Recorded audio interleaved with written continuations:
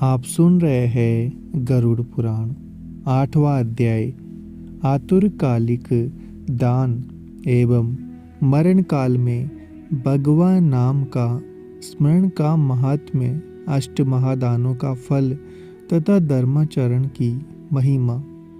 गरुड़ जी ने कहा, हे प्रभु, पुण्य आत्माओं की सारी पारलौकिक क्रियाओं के संबंध में मुझे बताइए।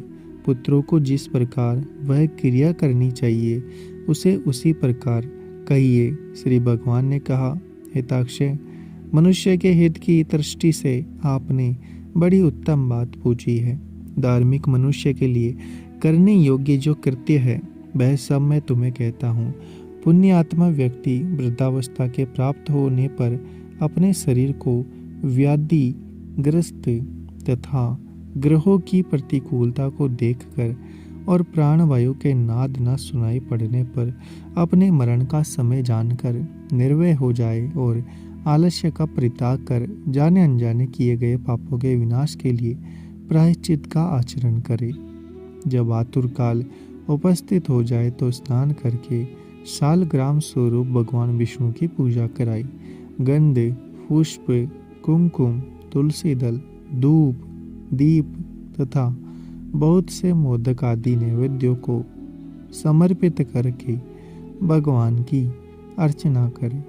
विप्रों को दक्षिणा देकर नैवेद्य ही भोजन कराए तथा अष्टाक्षर अथवा द्वादशाक्षर मंत्र का जप करे। भगवान विष्णु और शिव के नाम का स्मरण करे और सुने। भगवान नाम कानों से सुनाई पड़ने पर वह मनुष्य पाप को नष्ट हो जाता है।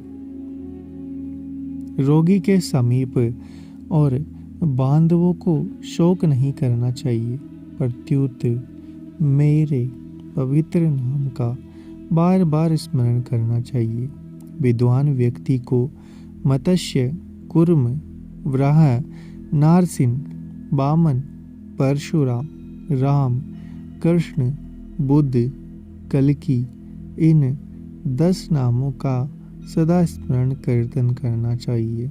जो व्यक्ति रोगी के समीप उपयुक्त नामों का कीर्तन करते हैं वे ही उसके सच्चे बांधव कहे गए हैं। कृष्ण यह मंगलमय नाम जिसकी वाणी से उच्चारित होता है उसके करोड़ों महापातक तत्काल भस्म हो जाते हैं।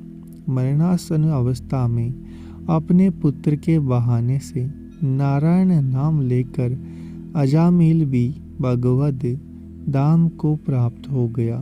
तो फिर जो श्रद्धा पूर्वक भगवान के नाम का उच्चारण करने वाले हैं उनके विषय में क्या कहना। दूषित चित्त वृत्ति वाले व्यक्ति के द्वारा भी स्मरण किए जाने पर भगवान उसके समस्त पापों को नष्ट कर देते हैं। जैसे अनिच्छा पूर्वक भी स्पर्श करने पर अग्नि जलाता ही है।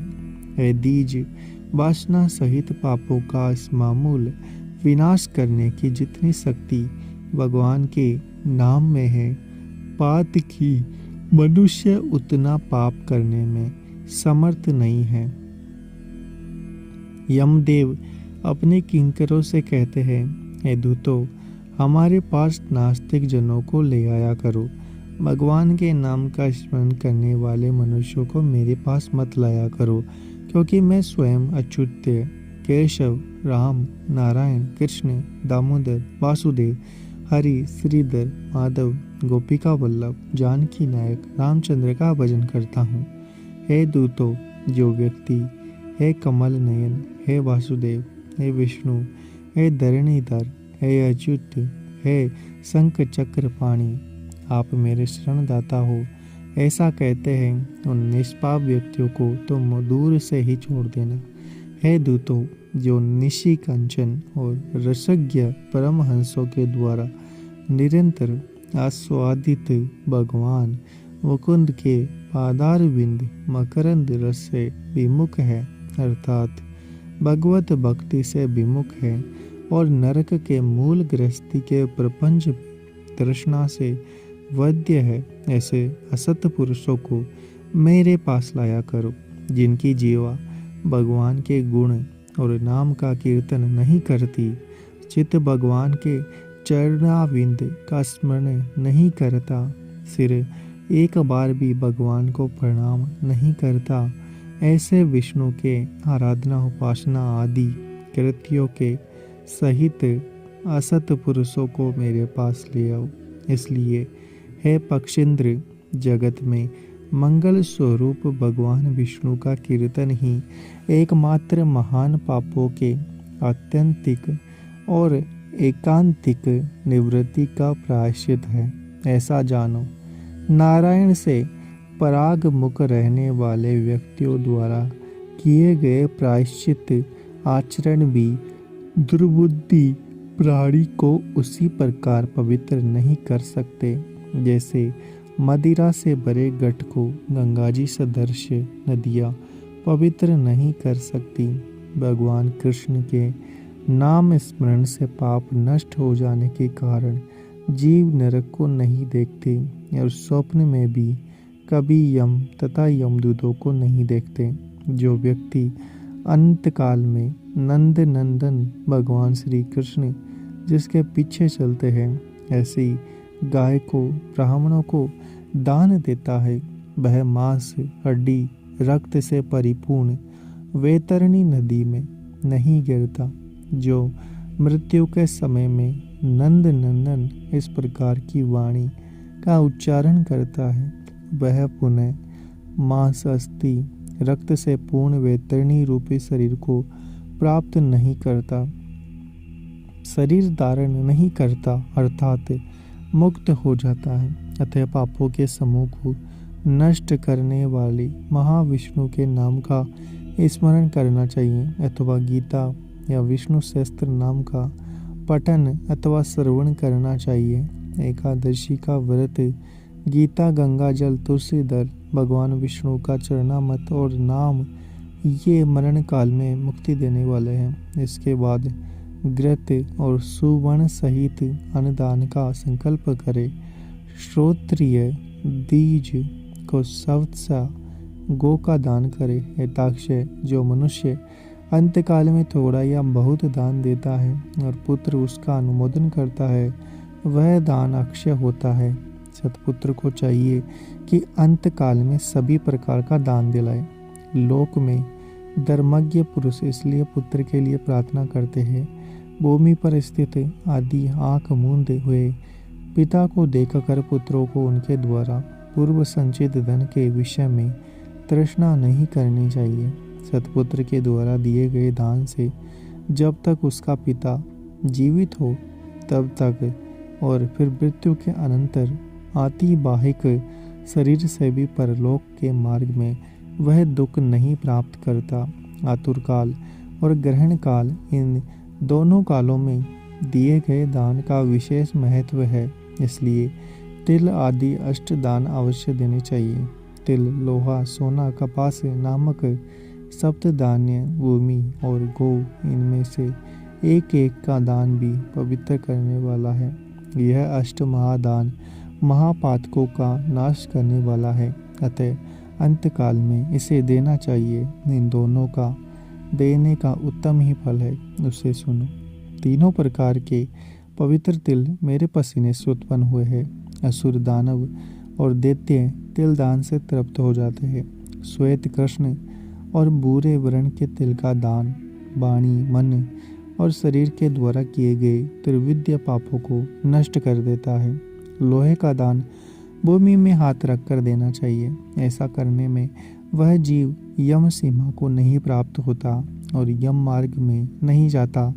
पाप कर्म करने वाले व्यक्तियों का निग्रह करने के लिए यम के हाथ में कुल्हाड़ी, मुशल, दंड, तलवार और छुरी शस्त्र के रूप में रहते हैं।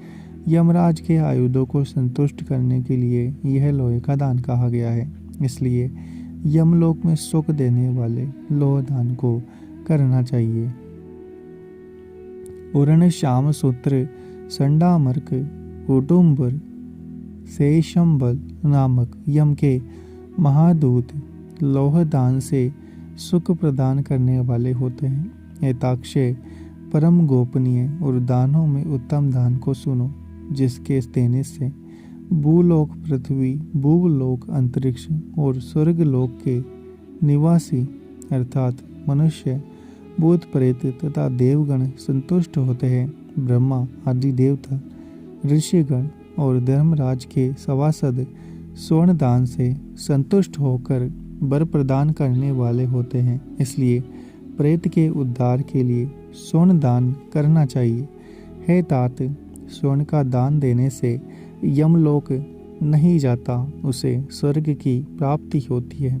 बहुत काल तक वह जीव सत्यलोक में निवास करता है। तदंतर इस लोक में रूपवान, धार्मिक, वाक्पटु, श्रीमान और अतुल पराक्रमी राजा होता है। कपास का दान देने से यमदूतों से भय नहीं होता। लवण का दान देने से यम से भय नहीं होता। लोहा, नमक, कपास, तिल, स्वर्ण के दान से यमपुर के निवासी चित्रगुप्त आदि संतुष्ट होते हैं। सप्त दान प्रदान करने से धर्मराज और यमपुर के तीनों द्वारों पर रहने वाले अन्य द्वारपाल भी प्रसन्न होते हैं। दान जो गेहूँ, मूंग, उड़द, काकुन, कंगुनी, सातवां चना, ये सप्त धान्य कहे गए हैं। जो व्यक्ति गोचर्म मात्र भूमि विधान पूर्वक सत्पात्र को देता है, वह ब्रह्म हत्या के पाप से मुक्त होकर पवित्र हो जाता है। ऐसा मुनीश्वरों ने देखा है। राज्य में किया हुआ अर्थात राज्य संचालन में राजा से होने वाला महापाप न व्रतों से, न तीर्थ सेवन से और न अन्य किसी दान से नष्ट होता है, अपितु वह तो केवल भूमि दान से ही विलीन होता है। जो व्यक्ति ब्राह्मण को दान्य पुण्य पृथ्वी का दान करता है, वह देवताओं और असुरों से पूजित होकर इंद्रलोक में जाता है। हे गरुड़, अन्य दानों का फल अत्यल्प होता है, किंतु पृथ्वी दान का पुण्य दिन प्रतिदिन बढ़ता जाता है। भूमि का स्वामी होकर भी जो ब्राह्मण को भूमि नहीं देता, वह जन्मांतर में किसी ग्राम में एक कुटिया तक भी नहीं प्राप्त करता और जन्म जन्मांतर में अर्थात प्रत्येक जन्म में दरिद्र होता है। भूमि का स्वामी होने के अभिमान में जो भूमि का दान नहीं करता, वह तब तक नरक में निवास करता है जब तक शेषनाग पृथ्वी को धारण करते हैं। इसलिए भूमि के स्वामी को भूमि दान करना ही चाहिए। अन्य व्यक्तियों के लिए भूमि दान के स्थान पर मैंने गोदान का विधान किया है। इसके बाद अंत देनु का दान करना चाहिए और रुद्र देनु देनी चाहिए। तदंतर ऋण देनु देकर मोक्ष देनु का दान करना चाहिए। हे खज्ञ, विशेष विधान पूर्वक वेतरणी देनु का दान करना चाहिए। दान में दी गई गोए मनुष्य को त्रिविध्य पापों से मुक्त करती है। बाल्यावस्था में, कुमार अवस्था में, युवावस्था और वृद्धावस्था में, दूसरे जन्म में, रात में, प्रातःकाल, मध्याह्न, अपराह्न और दोनों संध्या कालों में शरीर, मन और वाणी से जो जो पाप किए गए हैं, वे सभी पाप तपस्या और सदाचार से युक्त वेदविद ब्राह्मण को उपस्कर युक्त दान सामग्री सहित सवत्सा और दूध देने वाली कपिला गो के एक बार दान देने से नष्ट हो जाते हैं। दान में दी गई वह गो अंतकाल में गोदान करने वाले व्यक्ति का संचित पापों से उद्धार कर देती है। स्वस्थ चित्त अवस्था में दी गई एक गो, आतुर अवस्था में दी गई 100 गो और मृत्यु काल में चित्त विवर्जित व्यक्ति के द्वारा दी गई 1000 गो तथा मरणोत्तर काल में दी गई विधि पूर्वक 1,00,000 गो के दान का फल बराबर ही होता है। यह स्वस्थ अवस्था में गोदान करने का विशेष महत्व बताया गया है। तीर्थ में सत्पात्र को दी गई एक गो का दान करना 1,00,000 गोदान के तुल्य होता है। सत्पात्र में दिया गया दान 1,00,000 गुना होता है। उस दान से दाता को अनंत फल प्राप्त होता है और दान लेने वाले पात्र को प्रतिग्रह का दोष नहीं लगता। स्वाध्याय और होम करने वाला तथा दूसरे के द्वारा पकाए गए अन्न को न खाने वाला स्वयं पाकी ब्राह्मण रत्नपूर्ण पृथ्वी का दान लेकर भी प्रतिग्रह दोष से लिप्त नहीं होता। विष और शीत को नष्ट करने वाले मंत्र और आग भी क्या दोष के पागी होते हैं। अपात्र को दी गई वह गोदाता को नरक में ले जाती है और अपात्र प्रतिग्रहिता को 101 पीढ़ी के पुरुषों के सहित नरक में गिरती है। इसलिए अपने कल्याण की इच्छा करने वाले विद्वान व्यक्ति को अपात्र को दान नहीं देना चाहिए। यदि बेची गई अथवा बांटी गई तो 7 पीढ़ी तक पुरुषों को जला देती है। हे खगेश्वर, मैंने तुमसे पहले वैतरणी नदी के विषय में कहा था।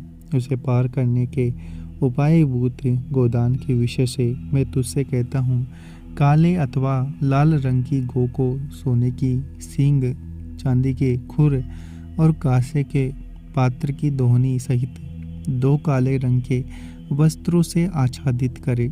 उसके कंठ में गंठा बांधे। तब कपास के ऊपर वस्त्र सहित ताम्र पात्र को स्थापित करके वह लोह दंड सहित सोने की यह मूर्ति विस्थापित करे और कांसे के पात्र में घृत रखकर यह सब ताम्र पात्र के ऊपर रखे। एक की नाव बनाकर रेशमी सूत्र से उसे बांधकर भूमि पर गड्ढा खोदे एवं उसमें जल भरकर वह एक की नाव में उसमें डाले। उसके समीप सूर्य की देह से उत्पन्न हुई देनु को खड़ी करके शास्त्रीय विधि विधान के अनुसार उसके दान का संकल्प करे। ब्राह्मणों को अलंकार और वस्त्र का दान दे तथा गंध, पुष्प, अक्षत आदि से विधान पूर्वक गो की पूजा करे। गो की पूंछ को पकड़कर एक की नाव पर पैर रखकर ब्राह्मणों को आगे करके इस मंत्र को पढ़े।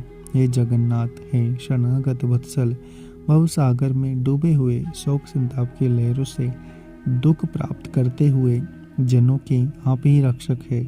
हे ब्राह्मण श्रेष्ठ विष्णु रूप भूमि देव, आप मेरा उद्धार कीजिए।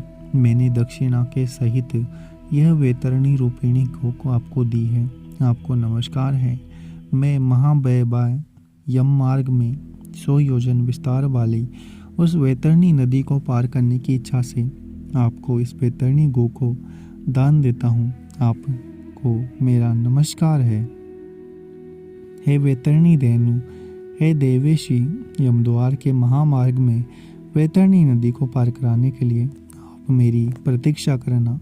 आपको नमस्कार है। मेरे आगे भी गोए हो, मेरे पीछे भी गोए हो और मेरे हृदय में भी गोए हो और मैं गो के मध्य में निवास करूं। जो लक्ष्मी सभी प्राणियों में प्रतिष्ठित है और जो देवता प्रतिष्ठित है वे ही धेनु रूपा लक्ष्मी देवी मेरे पाप को नष्ट करे। इस प्रकार मंत्रों से भली बाती प्रार्थना करके हाथ जोड़कर गो और यम की प्रदक्षिणा करके सब कुछ ब्राह्मणों को दान करता है ना।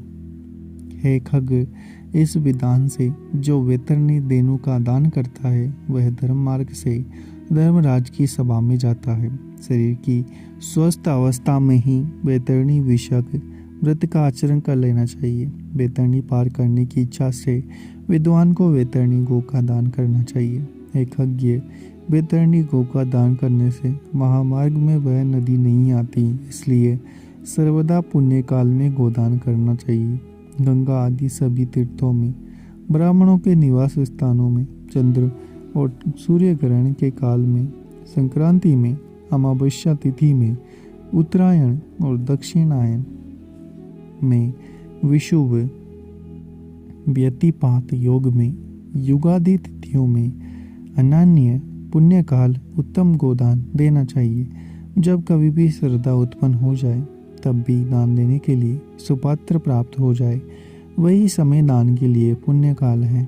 क्योंकि संपत्ति अस्थिर है, शरीर नश्वर है, संपत्ति सदा रहने वाली है नहीं और मृत्यु प्रतिक्षण निकट आती जा रही है। इसलिए धर्म का संचय करना चाहिए। अपनी धन संपत्ति के अनुसार किया गया दान अंत फल वाला होता है, इसलिए अपने कल्याण की इच्छा रखने वाले व्यक्ति को विद्वान ब्राह्मणों को दान देना चाहिए। अपने हाथ से अपने कल्याण के लिए दिया गया अल्प वित्त वाला वह दान भी अक्षय होता है और उसका फल भी तत्काल प्राप्त हो जाता है। दान रूपी पाथेय को लेकर जीव परलोक के महामार्ग में सुखपूर्वक जाता है, अन्यथा दान रूपी पाथेय रहित प्राणी को यम मार्ग में क्लेश प्राप्त होता है। पृथ्वी पर मनुष्यों के द्वारा जो दान दिए जाते हैं, यमलोक के मार्ग में वे सभी आगे आगे उपस्थित हो जाते हैं। महान पुण्य के प्रभाव से मनुष्य जन्म प्राप्त होता है। उस मनुष्य योनि को प्राप्त कर जो व्यक्ति धर्म आचरण करता है वह परम गति को प्राप्त करता है। धर्म को ना जानने के कारण वह संसार में दुखपूर्वक जन्म लेता है और मरता है। केवल धर्म के सेवन से ही मनुष्य जीवन की सफलता है। धन, पुत्र, पत्नी आदि बांधव और यह शरीर भी सब कुछ अनित्य है, इसलिए धर्म आचरण करना चाहिए।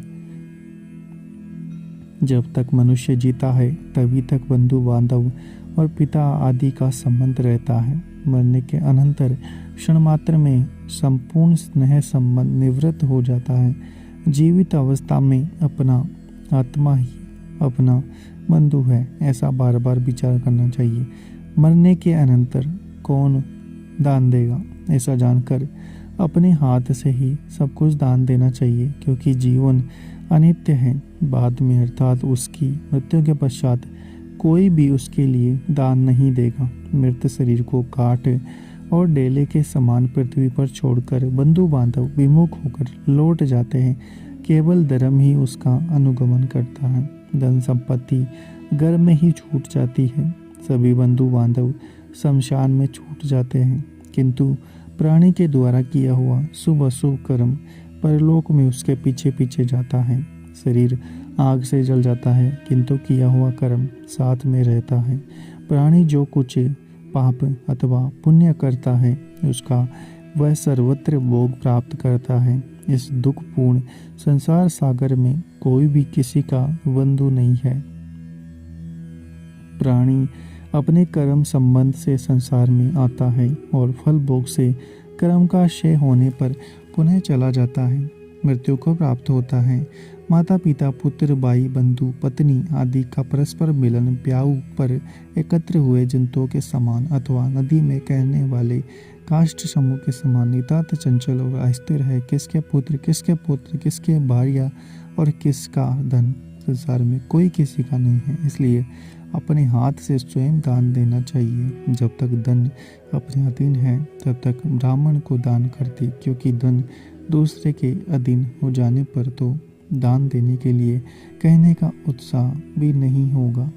पूर्व जन्म में किए हुए दान के फल स्वरूप यहाँ बहुत सारा धन प्राप्त हुआ है, ऐसा इसलिए जानकर धर्म के लिए धन देना चाहिए। धर्म से अर्थ की प्राप्ति होती है, धर्म से काम की प्राप्ति होती है और धर्म से ही मोक्ष की भी प्राप्ति होती है। इसलिए धर्म आचरण करना चाहिए।